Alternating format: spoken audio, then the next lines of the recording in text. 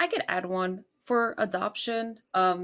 Just from a very realistic standpoint, I would say for everyone that is listening to this, when you want to set your expectations around adoption from employees, engineers, managers, be very mindful of how long they've been at your company as well. So, for example, if it's just a new hire, it's very much easier to get a new hire to just dive deep into a new system because this is all they know.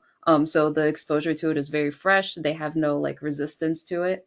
Any other form of long-term employment or like a very tenured employee, just be mindful that for that there is a learning curve that you will come across, especially if you're going from manual QMS to an actual, digitalized version, and to software system. So just, be mindful in terms of learning curves during adoptions.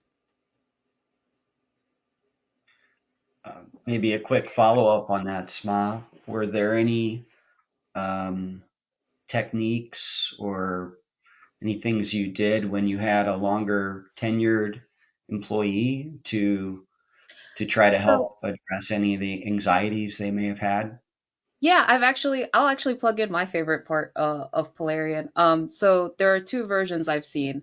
Uh, People who are very accustomed to software systems, or they're okay with playing around, they will literally just go hop into Polarion and play around with it. They'll just push buttons and figure out how everything is done. People who are more on the cautious side and they're just kind of like resistant to adoption, they utilize the micro learning videos a lot more. So for them, I would actually like almost instantly just advise people to go take them to the micro learning sessions. They like to watch and see how it's done before they go in with their hands and play around with it. But Hmm. yeah, the fresh employees are always like very excited and they just go in and they figure it out. They have like they're just very energized in that sense. But yeah, micro learning is awesome.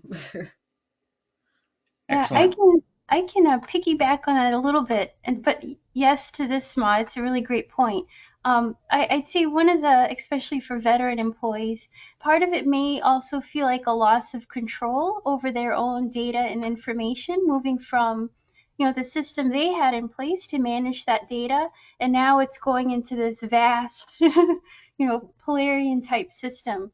So like what I've seen Smaa and Xander do quite a lot, which is awesome, is explaining how they still maintain control, but it's even in a better way because now what they're doing is more visible to everyone else. And it's more likely that whatever suggestions they share or feature updates they ask for are actually being processed and seen and prioritized and turned into actionable tasks for others to work on.